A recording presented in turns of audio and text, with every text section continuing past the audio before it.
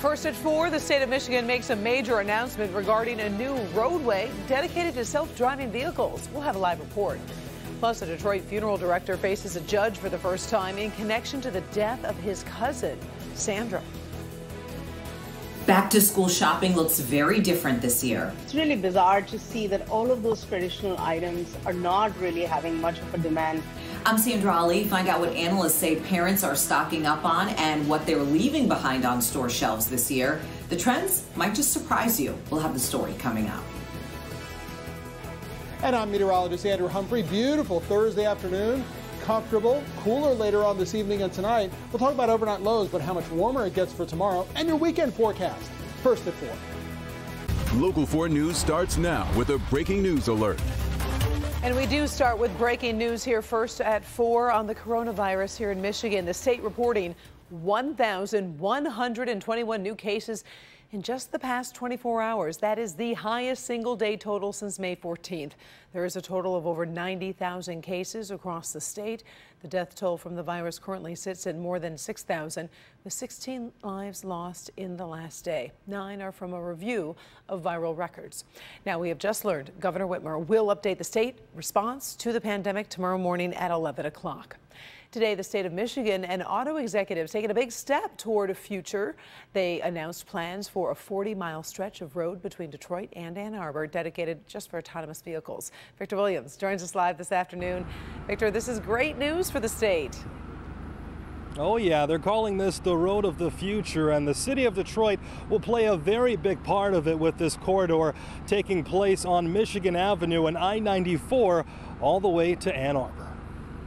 The announcement came right across the way from the historic Michigan Central Station. The first of its kind connected an autonomous vehicle corridor, otherwise known as CAV, will be a 40-mile stretch of road for driverless vehicles from Detroit all the way to Ann Arbor. Both city and state leaders, Mayor Mike Duggan and Governor Gretchen Whitmer, made appearances talking about the importance of the project that will ultimately transform the way we travel. The company CAVNU is taking control of the project, but will have higher-ups from other major companies involved, like Bill Ford at Ford Motor Company.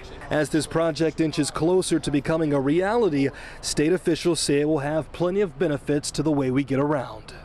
This private-public partnership will allow us to work with state and local partners, stakeholders, and communities across the corridor from Detroit to Ann Arbor, with a focus on closing the long-standing gaps in access to transit and transportation across the region. As we get to work on fixing our roads today, it remains critical that we place smart infrastructure to be ready for the roads of tomorrow.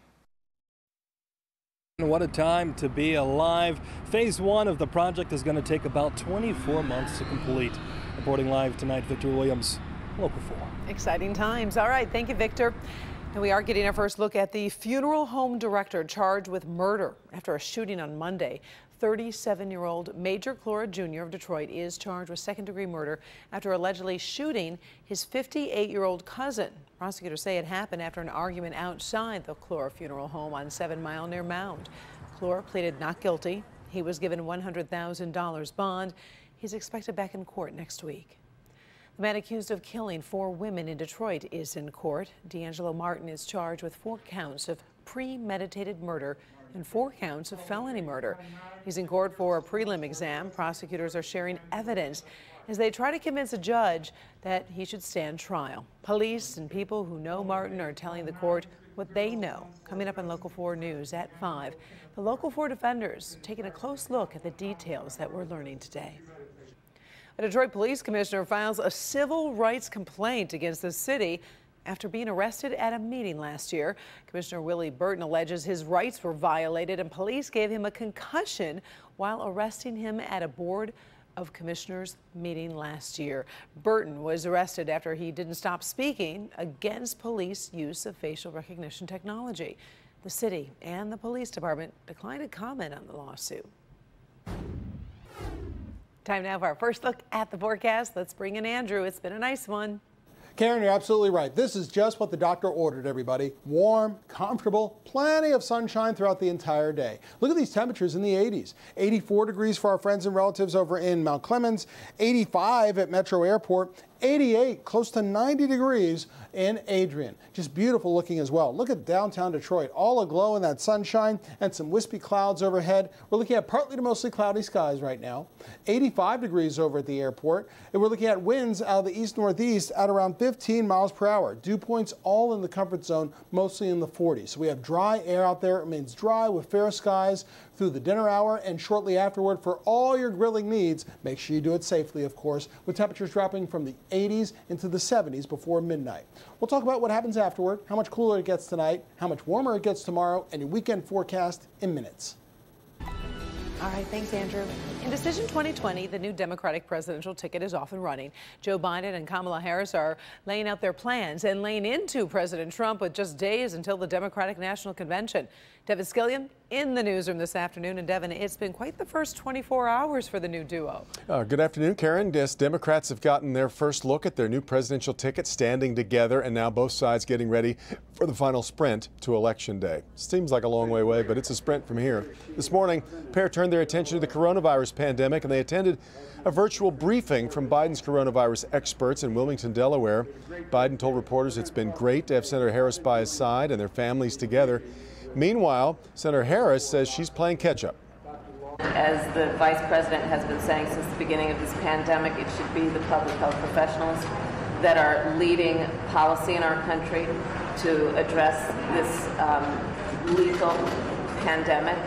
And so I'm very much looking forward to this briefing and to catch up with the vice president on the briefings he's been having so far.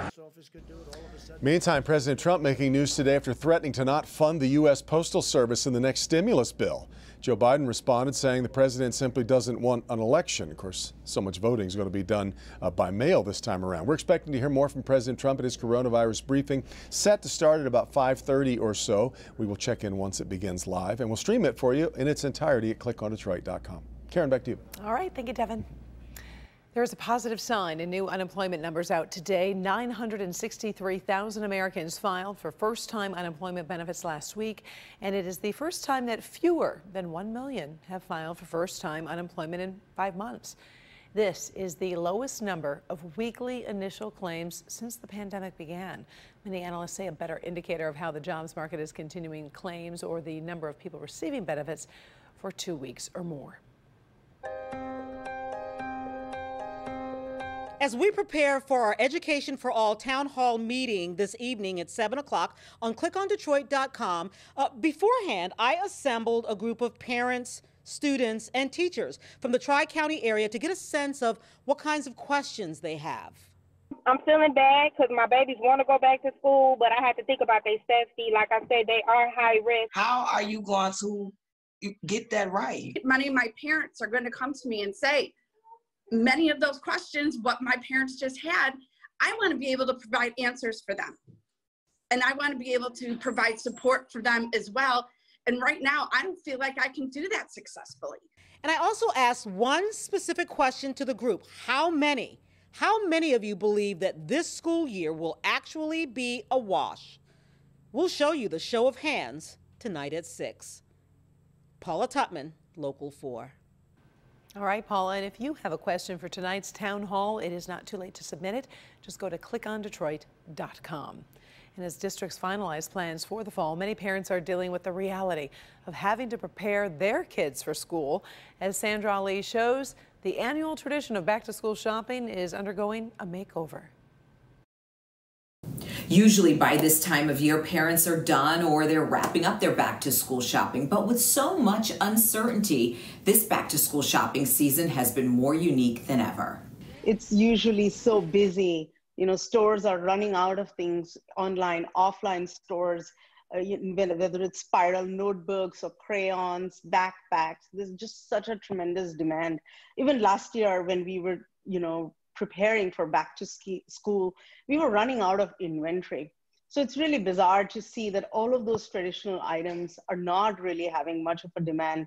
Shree Menon calls it the strangest back-to-school shopping season she's ever seen. She's been following shopping trends for nearly a decade. This, as compared to last year, for instance, we are seeing the sale of laptops and the more expensive things like, Apple laptops all of those are going down from about 70 to 100%. Menon says people are buying gadgets, but families with young children are just not spending money on expensive electronics. What we're seeing is an increase on tablet sales, for instance, about 70% increase in tablet sales as compared to last year, same period.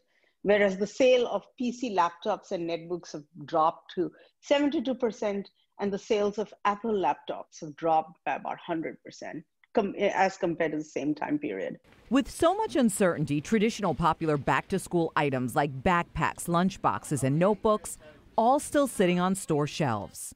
And what we're seeing is they're not buying traditional things like backpacks, which is, probably because a lot of the parents aren't, they're not sure what's going to happen with their children's school, if they're going to stay online or not. So we're seeing a 25% decline in backpacks, and the other traditional things that we sell like headphones, headsets, they're about 10-15% lower than what we saw last year.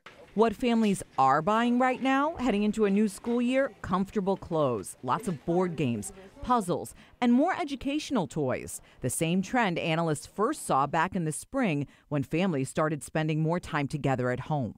This season is probably something that I haven't seen in all my years in e-commerce. Analysts say because of all the economic uncertainty, lots of families are really curbing their spending and watching and waiting until they feel more secure in the economy. Back to you.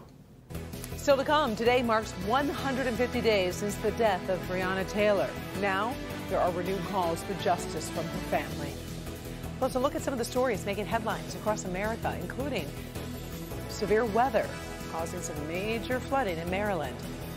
But first, dramatic video from California as a police officer tries to save a disabled man trapped on railroad tracks.